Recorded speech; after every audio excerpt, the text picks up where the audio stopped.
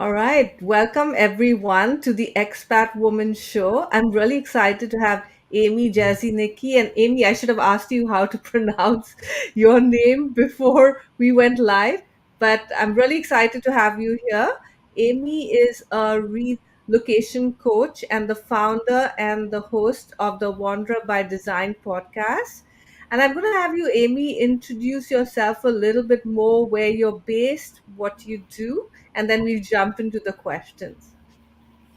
Absolutely. So thank you so much for having me on, Nyna. So as you mentioned, I work in relocation. So I help other people, mostly women, but I help men as well, who are interested in kind of changing their lives, right? So going from their home countries to maybe a place they've always dreamed about or somewhere where they can pursue a new career. So at the moment, I'm actually currently based in Buenos Aires, Argentina. So I've only been here for about a week, so it's a new place for me. But I've previously lived in 5 countries before this. So most of them were in Asia. So I was in Vietnam, China, as well as Bali, Indonesia, and Nepal. And I also lived in Europe too. So I was living in Germany before the pandemic hit us. So that's a little bit about my international background. My professional background is actually in like e-learning and instructional design. So that's still work that I partake in now to this day as a contractor. So I do that in addition to this, which is my true like baby, is my passion project. Yeah, which is to help other people relocate. Wonderful. And congratulations on your move, because the last time we spoke, you were still in Toronto, I think, right? Yes, Yeah, I was. very cool. All right. So, I was reading your bio, and of course, it's so impressive that you've traveled all over, and you kind of pivoted into this career, I think, right? A relocation coach from based on your experiences. But I wanted to ask you, like, what specifically inspired you to become a digital nomad, a solo traveler, solo expat, and start this relocation coach business? Sure. So that's quite a journey. So I'll give the abridged version, which kind of started back in 2015, I suppose we can say. So that year was actually one of the most stressful years of my life. I was working a job that I was really dissatisfied with back in Ontario, in Canada.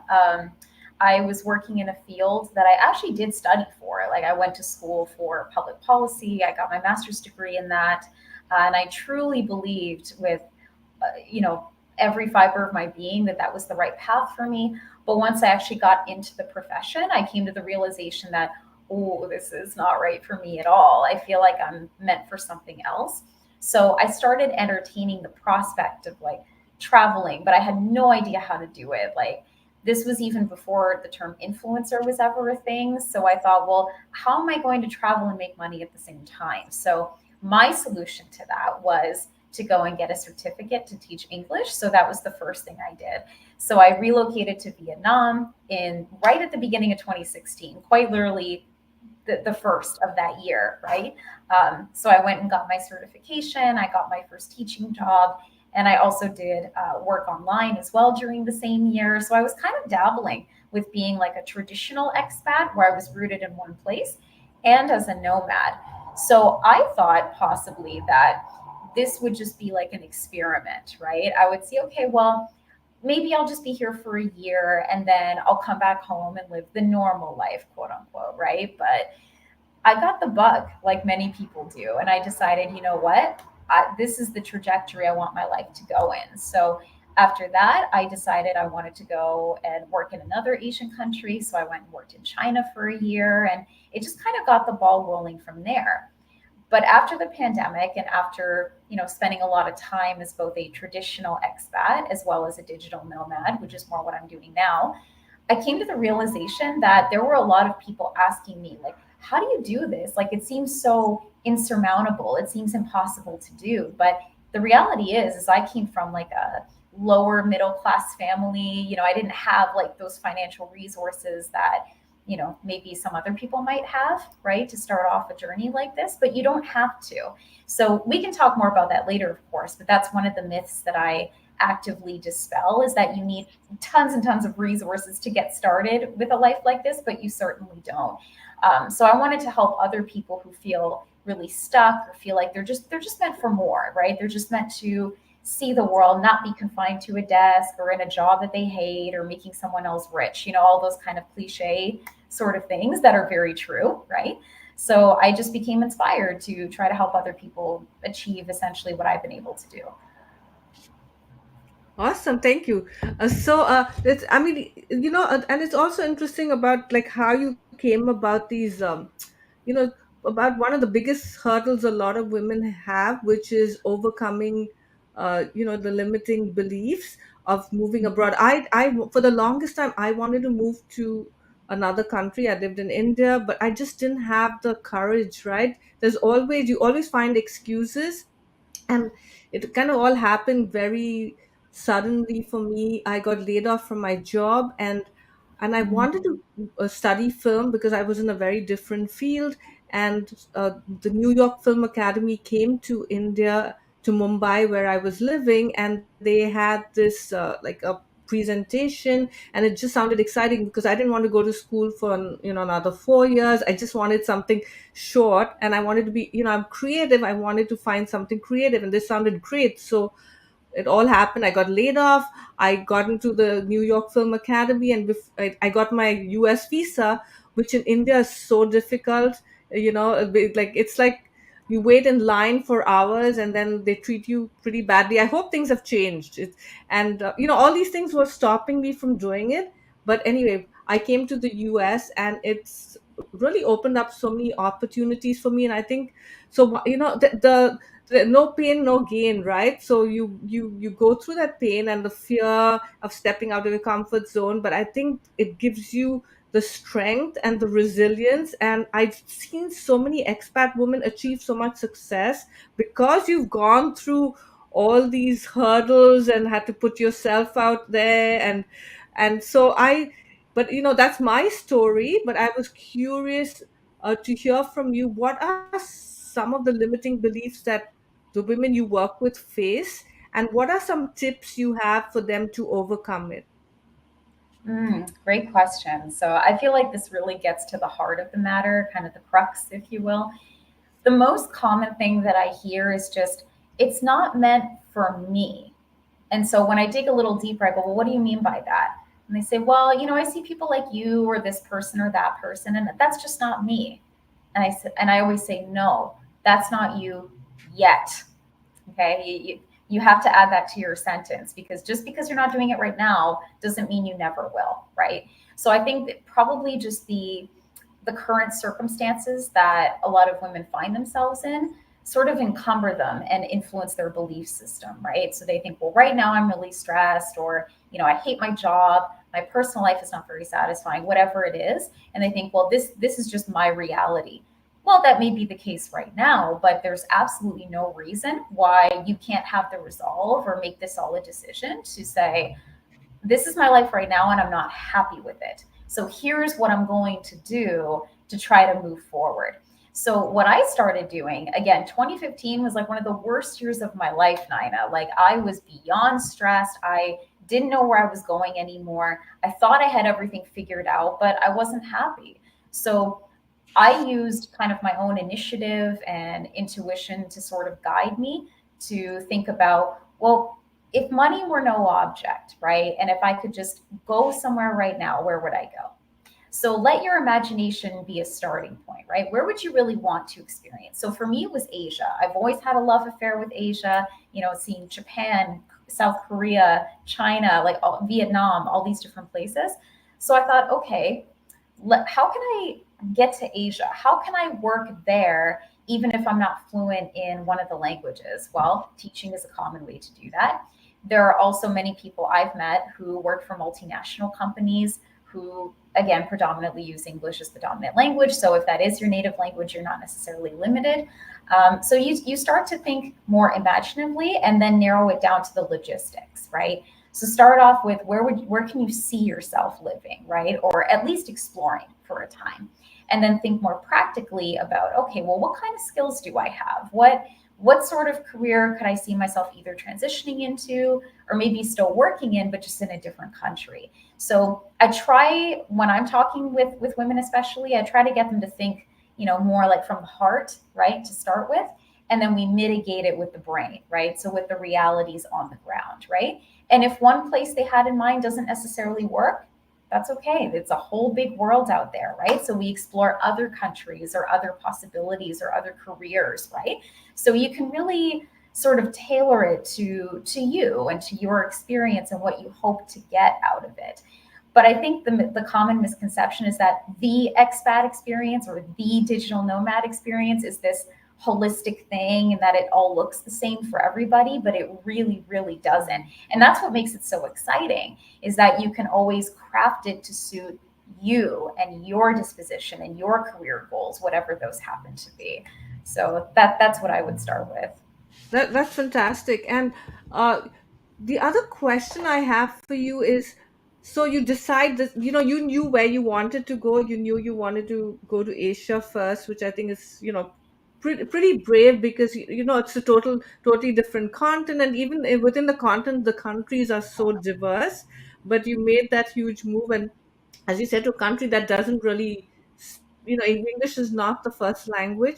But I just Mhm. wanted to ask you, for those women who are not sure where they want to go, like, what Mhm. are some strategies or tips like this?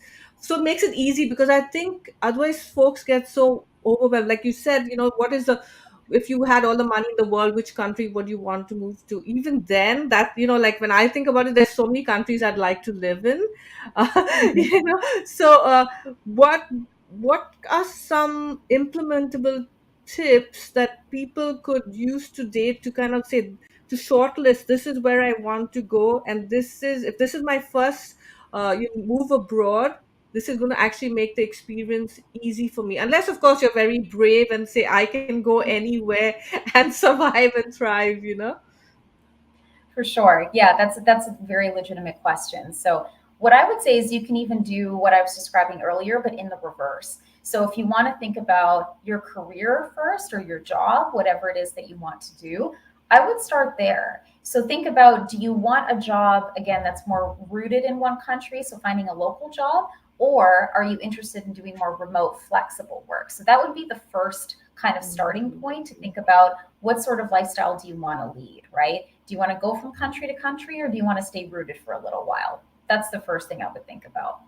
Once you figured that out, then you can start to kind of do like a skills inventory. This is really helpful to do just even without relocation, just in general, this is helpful. But what I often advise people to do is to, outline the skills inventory and then compare that against maybe what the local needs of certain markets are. So if you know, for example, like if you work in IT or tech, like you're pretty much good to go anywhere, right? Especially if you're an English speaker. So that's quite easy.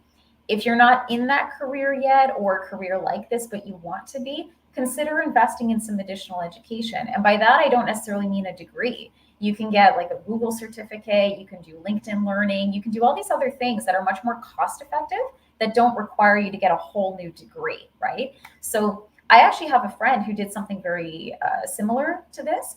And this was a male friend of mine. And so he had an engineering background, but what he did was he wanted to learn software development. So he didn't get a degree in this. He just took some online classes. He traveled through Vietnam and the rest of Southeast Asia, and now he's a full-fledged like front-end developer and he loves it. He's been doing it for years, but he got to discover that while he was traveling at the same time. So he got to kind of kill two birds with one stone, right? So if you compare your skills now, you can think about, do I want to stay in the career I'm in and just go somewhere else? Or do I want to make a career transition and start to build the skills so that I can get the sort of job that I want to get in the place that I want to go, right? Or places, right? So from there, you can compare and contrast. Okay, so here are my skills. Here's the kind of work I want to do. Which places would be available to me, right? So again, that's the brain rather than the heart at that point. And then you can start to work through what would be the best choice for you, right? Because the reality is, like, let's say you have a love affair with Spain, right? You really want to live in Spain, you love Spain, you heard good things about it. I have too, right? But it's a very expensive country. It's a high demand country. Lots of people are looking to move there, right? So you can still pursue the dream while also mitigating that dream with the realities on the ground, right? So if Spain doesn't work out, How about another Spanish speaking country? Like, would you consider maybe coming to like Argentina, for example, or Uruguay or somewhere else? So you can kind of start to go through the thought process that way, right? Start a little big and then just narrow, narrow, narrow, right? So that's how I've done it every single time that I've relocated. So that would be my overall advice if you just don't know where you want to go yet. That's fantastic. Those are some really helpful and valuable tips, because I think the first thing is how you're going to support yourself abroad, right? Unless you have this nest egg, you've been saving up to live this fabulous life in another country. And Mhm. because we focused on women, I was also curious about which are some of the safest countries to move to, because I think I saw that in one of your blog posts, so in the content on your website, that you listed these are either the safest destinations for solo expat women, or maybe possibly the easiest countries to move to if you're just starting your expat journey. So I would love if you would share a little more information about this. Sure, absolutely. And I think safety is one of those things, especially for women, that's usually the number one thing people ask about. So even when I made the decision completely unilaterally that I was going to move to Vietnam, both of my parents were like, is that a safe place to go? Like that was their first Yeah. question, which is totally understandable. But men have to worry about safety as well. But for women, we have special considerations, right? So there are lots of tools now that exist that didn't even exist back then that you can use. So one of the tools that I actually still use to this day is called a GeoShore. So what I love about this tool, and it's free by the way, is if you install it on your phone, you can look up any city in the world and you get all these metrics of safety. So it's like LGBTQ plus safety, women's safety, theft, physical violence, like all these metrics, and you can get a pretty good sense of like how safe or how comfortable you're likely to feel in a particular place. So I mean, I've moved to places where some of the safety ratings are a little lower, some of them are higher, but on the whole I find if you generally like keep your wits about you, safeguard yourself against theft, always be alert, be aware of the culture you're coming into, right? So like you can do this research ahead of time. Again, you never know for sure until you're actually on the ground, but as much research as you can do, that will always safeguard you. So I think for women in particular, considering safety is always like top of the list. Am I going to feel comfortable? Am I going to feel safe there? But the world is a lot more hospitable to female travelers and expats than I think maybe even like our parents believed, right? So even for me coming back home for a little while, a lot of my parents family friends were just like, you go to all these places, isn't that dangerous, isn't that unsafe? And I'm like, depends where you go, right? Right. Just it really does depend on where you go. So if you do your research and you find, hey, like women experience XYZ things and these are overwhelmingly negative, then yeah, maybe forego that country for a little while, right? There are lots of other places for you to consider that are at least safe enough. And you can always find community too. Like you can go into Facebook groups, you can reach out to people and say, hey, I want some travel companions, or I want to meet other expats or nomads, right? And believe me, no matter where you go in the world, you'll always find people like this because we're all in the same boat, right? Where a lot of us are traveling alone. We want to make new friends, make new companions, and that can also help with your safety too, or at least your feeling of safety, right? So that's what I would recommend too on that front. Right. No, those are really valuable tips, and I loved your tip about finding communities that are either living there or have lived there, and it right now everything's at your fingertips. As you say, there's a Facebook group, or I think even like on things like Reddit and Quora, and you can find it like you just Google something and you find so much information. Like my family and I traveled to Switzerland and Germany in the summer this year, and I was like, oh my gosh, Switzerland's going to be so expensive. And I joined a group of, I don't know whether it was expats or travel to Switzerland, I think, and travel to Germany. And I got so much information before I even traveled, which made the journey and, and not just more affordable, but also, you get to see the key things, you're aware of what happens.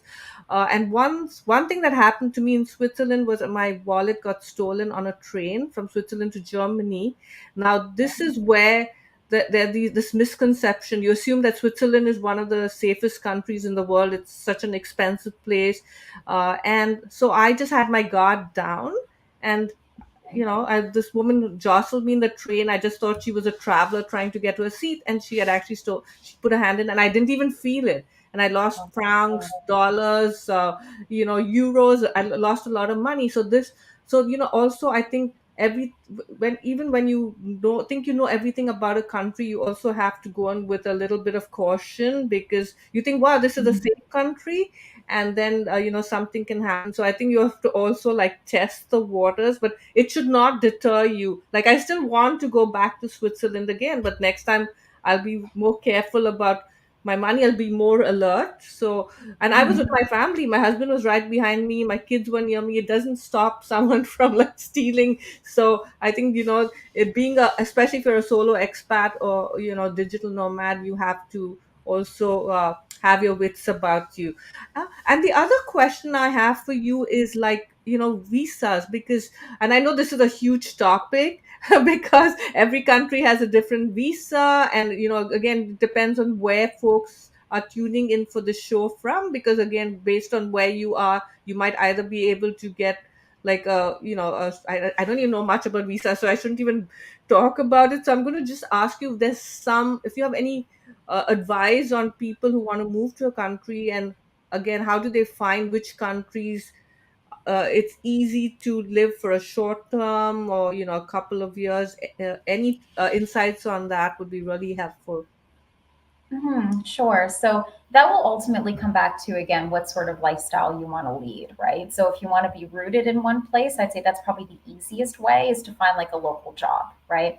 So for the first 3 years of my kind of international experience, Vietnam, China, and Germany, that's exactly what I did. Was I found local work, so it was a lot easier to get a proper work permit, or in the case of Germany, I had like a freelancer visa, which is very, very niche, but still, it's a localized visa.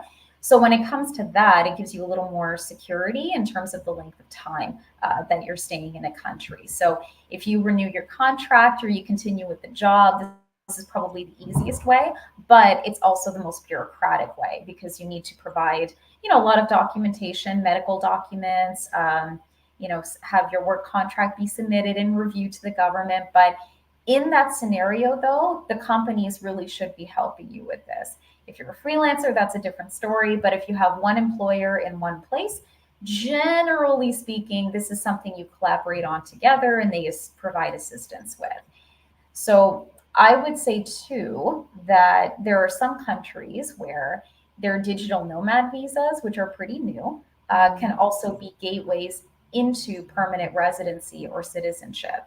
So here in South America, for example, I'm not sure about Argentina's digital nomad visa, because I'm not planning to stay like past 6 months or anything like this. But I know in the neighboring country of Uruguay, they have a digital nomad visa that you can renew, and you only need to be there for like 2 years, I believe, to apply for permanent residency. So if that was somewhere that you wanted to stay, that's also another thing you can look for. So if you know there's a country or countries that you're thinking about, hey, I don't just want to work there, maybe I kind of want to settle there semi-permanently or permanently, right? Depending on the kind of work that you're doing to get you into the country, you can see if that visa, it can be renewed. That's the first thing. And if it grants you the opportunity, maybe after a few years, to transition into residency or even to citizenship in the future. So that's what I would recommend.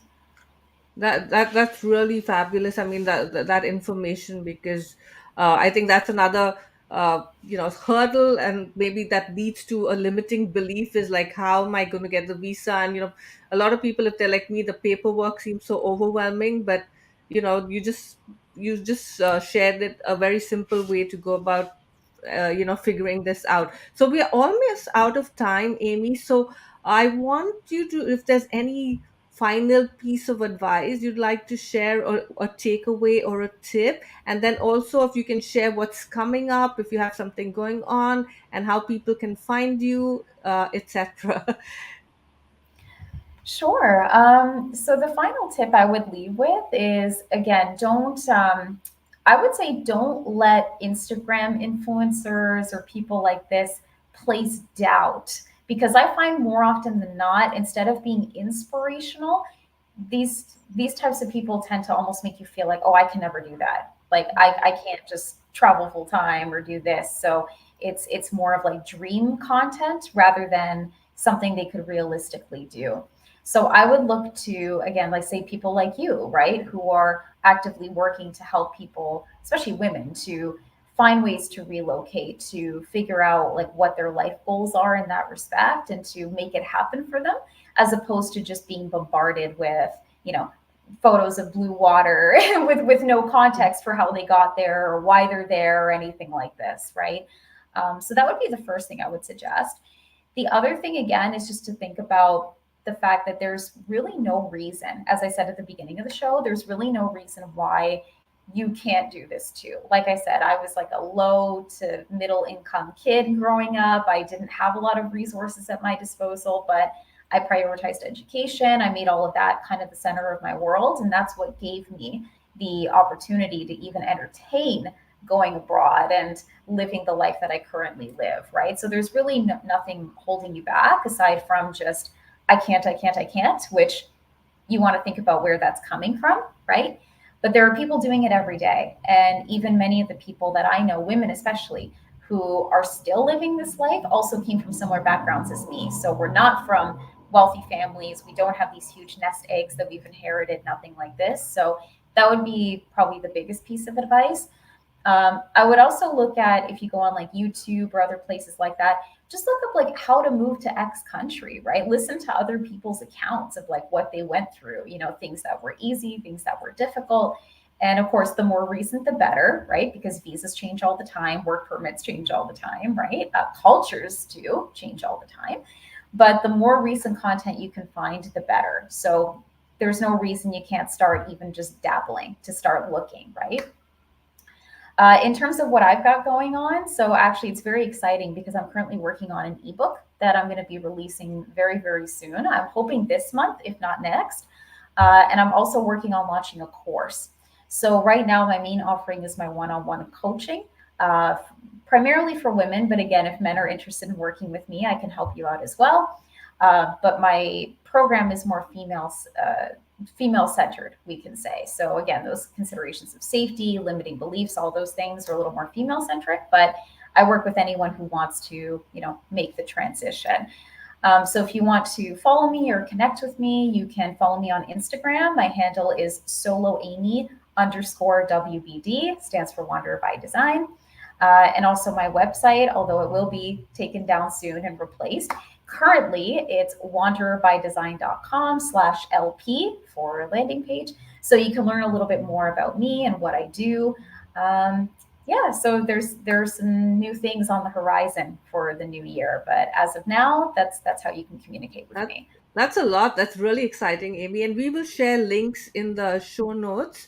And Mhm. for those who joined us live, thank you so much for joining us. For those who are watching the recording, thank you for watching the recording. So if you have any questions, you can ask them in the comments. So this is going to be streaming, or this is streaming on LinkedIn, on the Expat Woman LinkedIn page, on the Expat Woman YouTube channel, and in the Expat Woman Facebook group.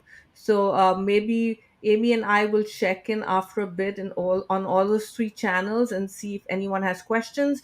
And this is also going to be uh, broadcasted on the Expat Woman podcast, which will go live in March 2024. So maybe some of you will catch us on the podcast, or if you're listening on the podcast when it does broadcast, welcome to the Expat Woman Show podcast. All right. Thank you so much, Amy, for joining us all the way from Argentina. That was such a valuable and helpful interview. And I kind of am jealous and envious of your life right now in Argentina. Sounds wonderful. And we will see you again soon. Thanks. Bye, everyone. Thanks. Bye. Thank you so much. Take care. Bye bye.